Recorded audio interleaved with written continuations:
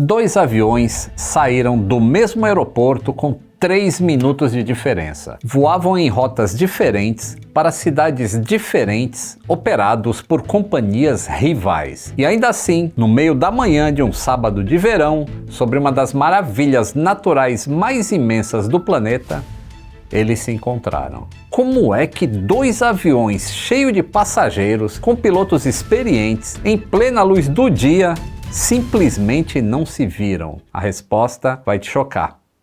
Senta que lá vem história.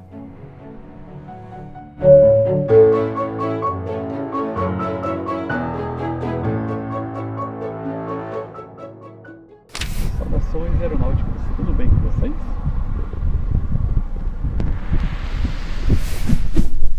Tudo bem.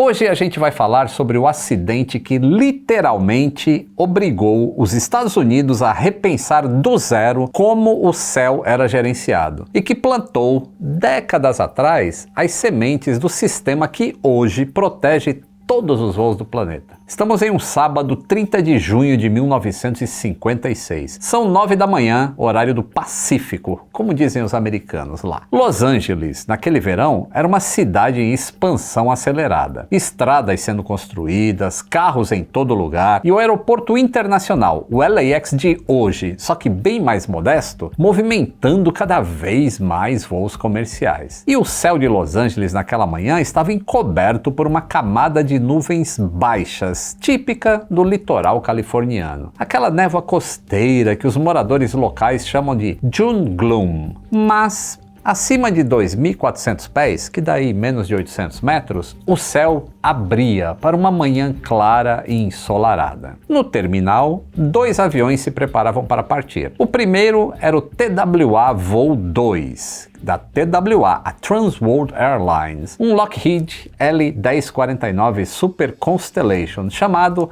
Star of the Seine, ou Estrela do Sena, prefixo November 6902 Charlie, e o destino era Kansas City, no Missouri. O segundo era o United Airlines voo 718, e quem ia fazer era o November 6324 Charlie. Era um Douglas DC-7 chamado Mainliner Vancouver. O destino era Chicago, lá em Illinois. O TWA-2 decolou às 9h01 da manhã. O United 718 às 9h04. 3 minutos de diferença.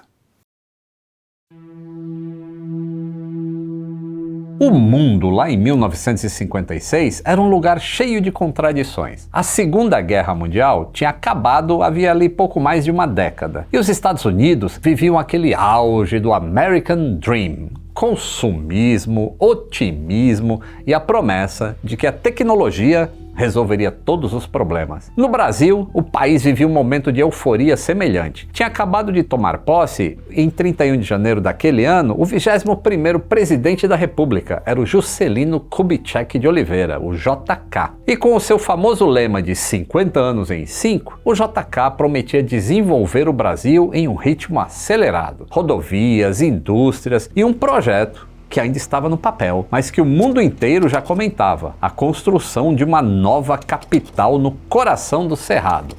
Brasília. Era uma época de fé no progresso, e os aviões eram, talvez, ali o símbolo maior desse progresso. E nas rádios brasileiras, naquela semana de junho, 2 grandes sucessos embalavam os lares. Conceição, eu me lembro muito bem, na inconfundível voz de Calbi Peixoto. Conceição, eu me lembro muito bem.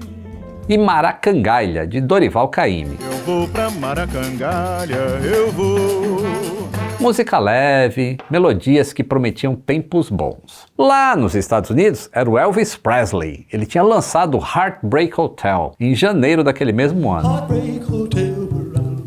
Então o rock and roll estava tomando conta do mundo. Era uma época em que tudo parecia possível. E os aviões comerciais nunca tinham sido tão populares.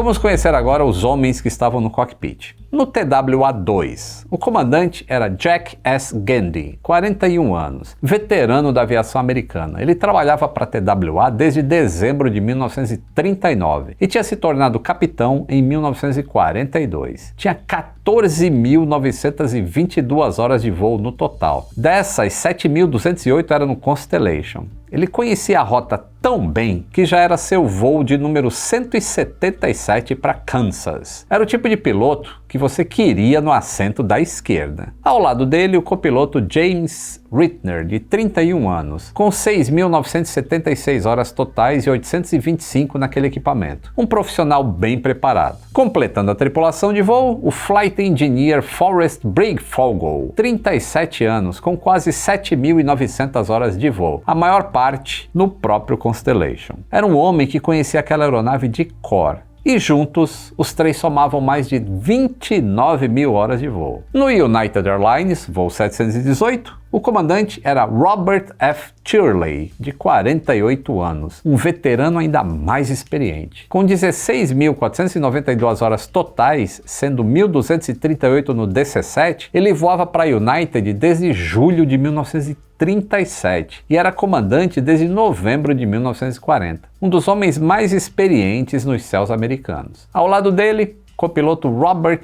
Harms, 36 anos, com 4.540 horas totais, e o Flight Engineer Gerard Fiore, 39 anos. Entre os dois cockpits, 2 comandantes, 2 copilotos, 2 engenheiros de voo. Estavam 6 profissionais experientes, descansados, em boas condições físicas, voando aeronaves em perfeito estado.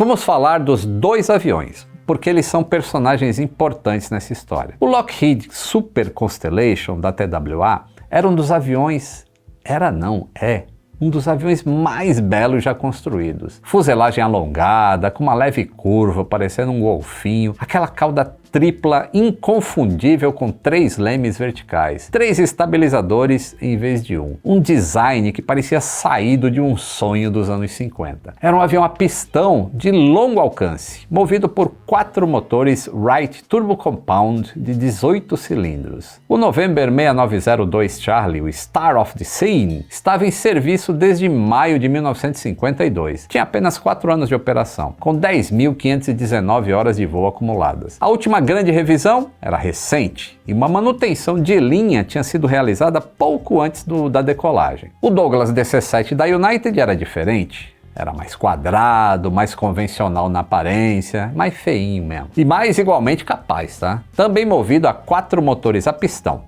O DC-7 era o mais avançado dos aviões de motores convencionais americanos. O November 6324 Charlie, o Mainliner Vancouver, estava em serviço desde janeiro de 55, com 5.115 horas de voo. Era um avião relativamente novo e também passou por manutenção de linha antes de partir. Pois é, veja o que a gente tem. 2 aviões modernos, 2 equipamentos de ponta para a época, sem qualquer defeito mecânico. E aqui uma pausa de alguns segundos para explicar algo que vai ser importante na história, tá? O espaço aéreo americano, lá em 1956, ele era dividido em 2 categorias. O espaço aéreo controlado, que eram as chamadas airways, as rotas estabelecidas, onde o controle de tráfego aéreo separava os aviões com critérios definidos. E tinha o espaço aéreo não controlado, que cobria imensas extensões do território americano, incluindo a maior parte do interior do país. Fora das airways, o espaço não controlado, valia o princípio que os americanos chamavam de see and be seen, veja e seja visto. Era responsabilidade de cada piloto manter separação visual em relação aos outros aviões que estavam voando. Guarda esse conceito porque ele vai ser essencial daqui a pouquinho. E eu falei see and be seen, airways. E tem outra palavra importante na aviação, tá? O Mayday. Todo piloto sabe o que essa palavra significa. 3 vezes em inglês, sem exceção. É o Protocolo Internacional de Emergência. Isso vem desde 1923. Não importa a sua nacionalidade. E na aviação, o inglês, ele não é um diferencial. Eu já disse isso várias vezes para você, tá? O inglês, ele é um requisito fundamental. Inclusive, antes da gente continuar essa história, deixa eu te dar um presente rapidinho. Está chegando o aniversário do Cambly e eles liberaram 60% de desconto usando o código Niver Aviões. Mas atenção, tá? Porque é por tempo limitado e o tempo está acabando. Então, rush, my friend, rush! Don't miss that! E olha, não precisa ser piloto para sentir isso que eu vou falar agora, tá? Quantas vezes você ficou mudo numa reunião, numa entrevista, ali num networking com alguém, porque o seu inglês travou na hora H. Sabe o que pode te mudar para você não ficar travado? Estudar inglês e começar a falar inglês. Mas não de qualquer jeito, tá? O melhor método de você falar e aprender inglês está no Cambly, porque ele conecta você com tutores nativos para uma conversa real. Você escolhe o horário, você escolhe o tema, o nível, o sotaque que você quer. E simplesmente funciona, porque é prática, não é teoria. Olha esse trechinho de aula aí, ó. Actually, we are with lack of mechanics now in the whole world. In the whole You world? don't find the whole world. You don't find mechanics in the United States. You don't find them in the Middle East. Why is it, Lito? It's a difficult job? It's because during the pandemic, a lot of mechanics and pilots, they were laid off or they advanced their retirement. And now, after the pandemic, when the flight demands increased, people didn't want to come back. Para você aproveitar, o link está na descrição, tá? E o código é Niver Aviões. Aproveite agora. Vamos voltar para o Grand Canyon.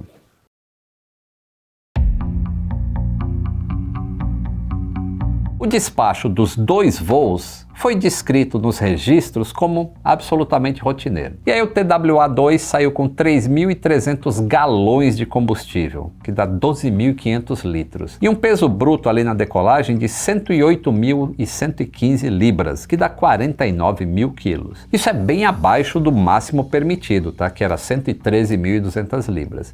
Tudo dentro do normal. O plano de voo original indicava o cruzeiro a 19 mil pés, que dá cerca de 5.800 metros, em regra de voos por instrumentos. E a rota era Los Angeles e seguia ali até Daggett, Califórnia, depois desviava para uma rota direta até Trinidad, no Colorado, e depois com destino a Kansas City. O United 718 saiu com 3.850 galões de combustível e o peso bruto de 105.835 libras. A altitude de cruzeiro a 21 mil pés, que dá cerca de 6.400 metros, também em IFR, via Palm Springs, depois Needles, Painted Desert, rumo a Chicago. Ou seja, as rotas eram diferentes, mas veja bem, eram diferentes no papel. Daqui a pouco você vai entender por que isso não foi suficiente. Ambas as tripulações foram informadas sobre o tempo, e a previsão indicava nuvens esparsas e chuva leve na área do rio Colorado, com cúmulos se desenvolvendo ao longo do dia. Nada que parecesse proibitivo para os pilotos experientes com aquelas aeronaves. Ou seja, pareciam voos absolutamente normais,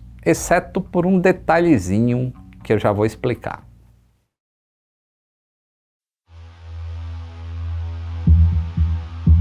Ambos os aviões decolaram de pistas paralelas do LAX com apenas 3 minutos de diferença e subiram através da camada de nuvens que cobria o litoral. Quando eles atingiram 2.400 pés, que dá 730 metros, e saíram para o céu aberto acima aquele maçaroca de nuvens, as duas tripulações reportaram estar on top, acima das nuvens. E aqui acontece o primeiro elo da corrente.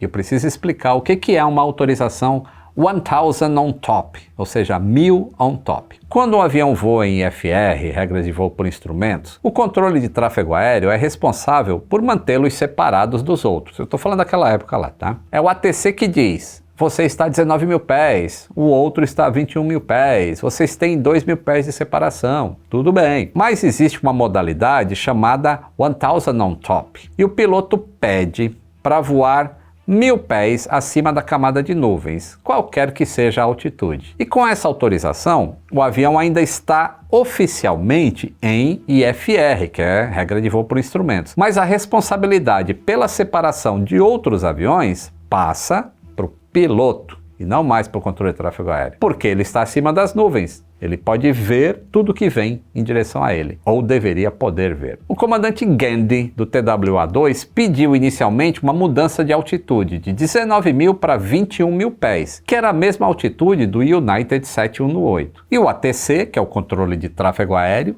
negou. Por quê? Porque as duas rotas iam se cruzar mais à frente, numa airway controlada. E o controle não tinha como garantir a separação horizontal entre esses dois aviões na mesma altitude. Então o Gandy pediu uma autorização 1000 on top e foi aprovada pelo controle de tráfego aéreo. Com essa autorização, o TWA-2 subiu para 21.000 pés, que era a mesma altitude do United 718. Só que agora, a separação entre os dois aviões era de responsabilidade do piloto. Às 9h58 da manhã, o United 718 reportou a sua posição para uma estação da CAA, que era a Civil Aeronautics Administration, que ficava em Needles. E ele falou: passando 21.000 pés, estimando a linha de Painted Desert às 10h31. Às 9h59 da manhã, um minuto depois, o TWA-2 reportou a sua posição via rádio da companhia em Las Vegas. 1000 on top, a 21.000 pés, passando por Lake Mojave, estimando chegar na linha da Painted Desert às 10h31. Os dois aviões, na mesma altitude, a mesma linha de posição, no mesmo horário estimado, a mesma altitude. E naquele momento, o controlador em Salt Lake City, que recebeu os dois reportes, estava ciente dessa situação. E ele não emitiu nenhum aviso de tráfego. Por que ele não emitiu? Porque simplesmente não era obrigado. Nenhuma regulamentação exigia. Nas palavras do diretor do controle de tráfego aéreo da CAA, Air Traffic Control does not provide any control service or function in uncontrolled airspace. Ou seja, o controle de tráfego aéreo não exercia nenhuma função no espaço aéreo não controlado. Dois aviões, 128 pessoas a bordo, convergindo para o mesmo ponto no espaço, e o sistema que deveria protegê-los simplesmente não estava lá.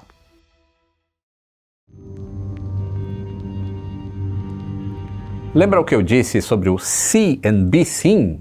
Pois é, era agora. São aproximadamente 10h30 da manhã, horário do Pacífico.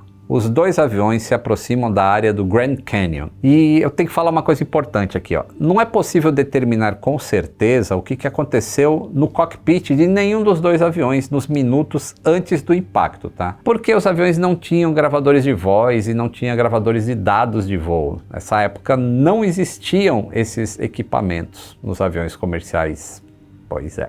Mas o que se sabe? Havia cúmulos, que são essas torres de nuvens, se desenvolvendo sobre o Grand Canyon, e alguns deles estavam se estendendo acima dos 21.000 pés. Tanto a tripulação do TWA quanto da United, que estava voando acima de uma camada geral de nuvens a cerca de 21.000 pés, precisavam navegar ao redor dessas formações verticais. Então, a teoria mais aceita pelos investigadores é que ambas as aeronaves contornaram o mesmo cúmulo nimbo, mas por lados opostos. Quando eles saíram do outro lado, estavam um de frente para o outro. O relatório do CAB, que é o Civil Aeronautics Board, que é o órgão investigador da época, determinou que os aviões se aproximaram num ângulo de cerca de 25 graus entre si, com o DC-7 ligeiramente inclinado para a direita e com o nariz apontando para baixo no momento do impacto. Isso sugere que ao menos um dos pilotos da United viu o Constellation e tentou uma manobra evasiva, só que era tarde demais. Às 10h31 da manhã, horário do Pacífico, os dois aviões colidem a 21.000 pés, cerca de 6.400 metros, sobre o Grand Canyon, no Arizona. O impacto durou menos de meio segundo. A asa esquerda do DC-7, levantada na tentativa de curva evasiva, golpeou o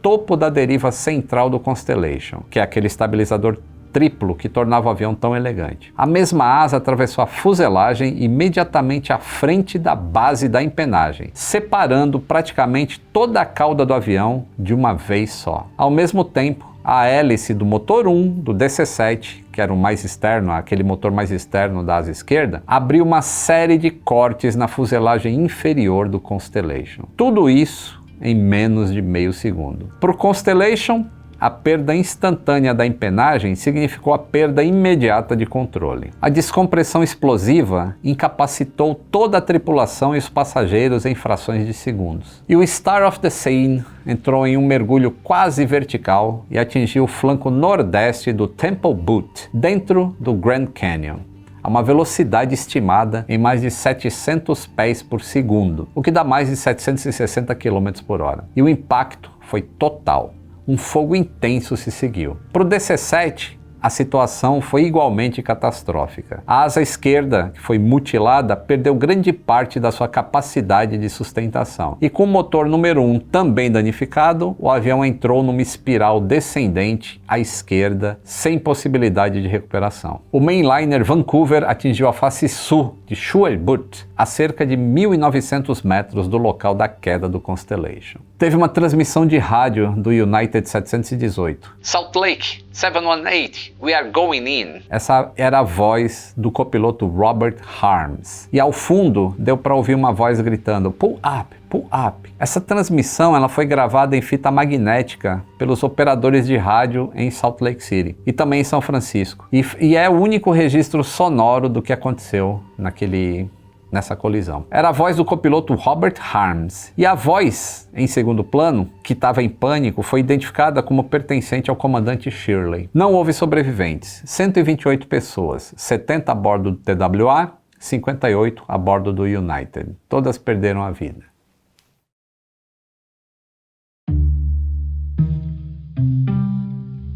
Esse acidente não teve uma causa única, foi uma cadeia de eventos. Cada elo ali parecia até razoável se tivesse sozinho, só que quando você junta todos os elos assim, eles formam uma armadilha. O elo 1 era o espaço aéreo não controlado, uma vastidão de céu americano, incluindo a rota sobre o Grand Canyon, que estava completamente fora do alcance do controle de tráfego aéreo. Não tinha radar, não tinha separação garantida, era simplesmente veja e seja visto. O segundo elo é a negação do pedido de altitude. O comandante Gandy pediu 21 mil pés em IFR, que teria mantido o ATC responsável pela separação. E isso foi negado. Óbvio, o outro avião estava em 21 mil pés. Então o sistema que deveria protegê-los colocou fora dessa proteção quando o cara juntou o terceiro elo, que ele pediu a 1000 on top. Essa autorização, que é uma solução aparentemente razoável para um piloto experiente navegar acima das nuvens, virou o fator que transferiu para o Gandy, e só para o Gandy, a responsabilidade por manter separação de um avião cuja posição exata ele não conhecia. O quarto elo é a informação que não chegou, porque o controlador lá de Salt Lake, ele sabia que os dois voos estimavam cruzar o mesmo ponto lá, a linha da Painted Desert, exatamente ao mesmo tempo, na mesma altitude. E ele não emitiu nenhum aviso. Não porque ele fosse negligente, mas porque a regulamentação não exigia. Falta também probatividade, Porque o sistema simplesmente não previa isso. O quinto elo são as nuvens no momento errado.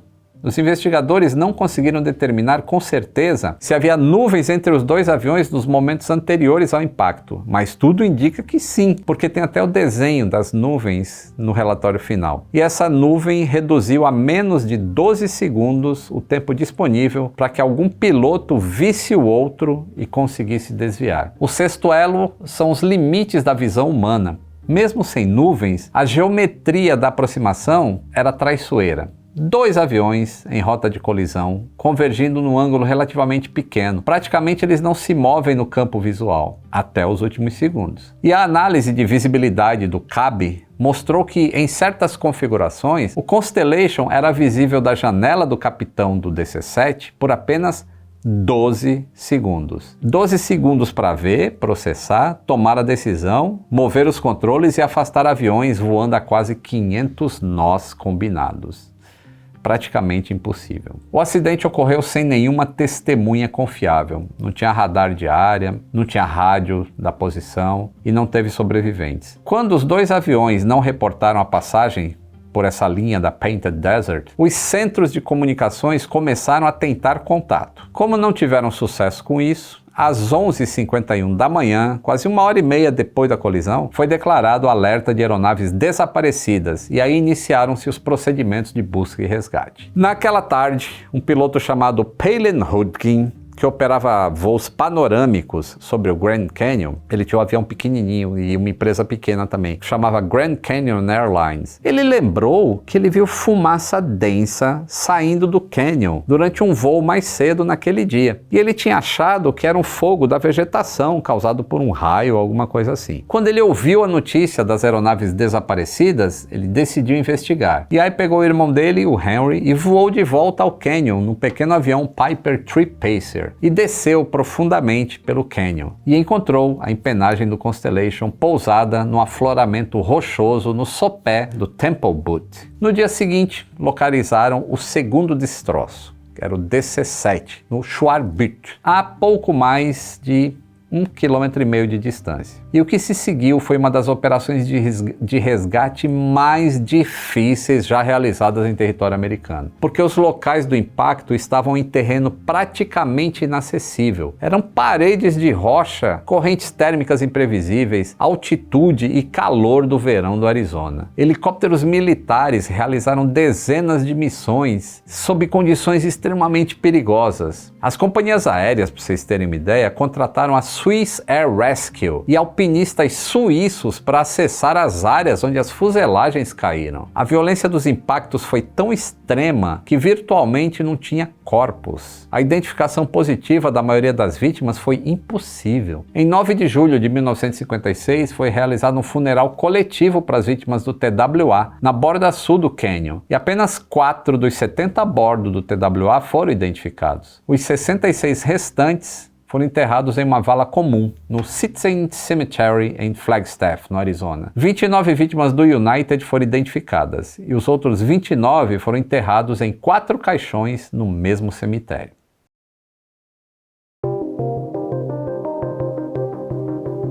A investigação foi conduzida pelo CAB, sob o comando do investigador Jack Parshall. Foi um trabalho difícil e bem meticuloso, considerando a ausência, já não tinha gravador de voo, não tinha gravador de voz e estava tudo destruído, então tinha que ser bem meticuloso. Mas eles fizeram, os investigadores, algo notável. Eles usaram os próprios destroços como evidência do que tinha acontecido. E a análise desses fragmentos, dessas duas aeronaves, permitiu reconstruir geometricamente como que esse impacto ocorreu. Qual parte bateu em qual parte, em que ângulo que isso aconteceu, em que sequência. E tudo isso através das marcas de tinta e de borracha nas superfícies danificadas. Tudo isso contava a história com uma precisão até surpreendente para a época. E o relatório final foi publicado em abril de 1957 e estabeleceu a causa provável. Os pilotos não viram um ao outro a tempo de evitar a colisão. E a razão pela qual eles não viram? Combinação de fatores. Nuvens, as limitações físicas do campo de visão, preocupação com as tarefas normais de voo e talvez atenção a algo não relacionado aos deveres do cockpit, como a tentativa de proporcionar aos passageiros uma vista mais panorâmica do Grand Canyon. Esse último ponto ele é especulativo, tá? O relatório deixou claro que as evidências não eram suficientes para estabelecer isso como um fato, mas era uma possibilidade que os investigadores não conseguiram descartar. O que o relatório deixou claro foi o problema sistêmico. O sistema de controle de tráfego aéreo dos Estados Unidos era completamente inadequado para o volume de tráfego que o país estava operando. O equipamento era dos anos 1930 e o conceito operacional era dos anos 30. Só que o país tinha crescido para além do seu próprio sistema de segurança. Entre 1950 e 1955, os Estados Unidos registraram 65 colisões aéreas, 4 quase colisões por dia em média. Então o problema era conhecido.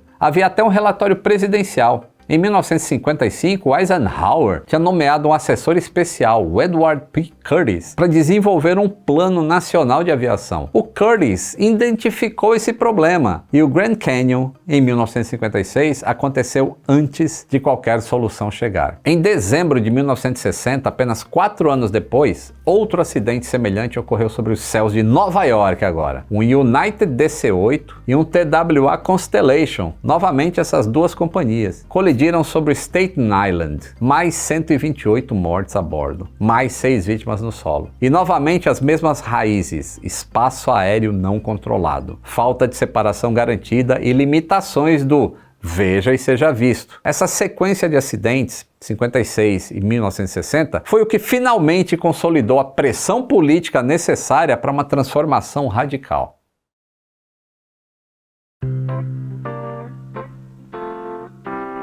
Então esse acidente foi o catalisador de uma das maiores reformas na história da aviação. Em 57, o Congresso americano aprovou fundos para modernizar o controle de tráfego aéreo. Contratou mais controladores, instalou radar em rotas de alta altitude e começou a tratar o espaço aéreo americano como algo que precisava ser gerenciado de forma integrada. Em 1958, o Congresso foi além, aprovou o Federal Aviation Act, que criou a Federal Aviation Agency, a FAA, que a gente conhece hoje. Pela primeira vez, um único órgão tinha autoridade total sobre o espaço aéreo americano, incluindo voos militares. A CAA da época, que existia ali nos anos 20, foi dissolvida. E a partir daí, a tecnologia começou a avançar. Gravador de dados do avião, gravador de vozes, também não existiam lá em 1956. Esse acidente do Grand Canyon é parte da série de tragédias que convenceu as autoridades de que gravar o que acontecia em voo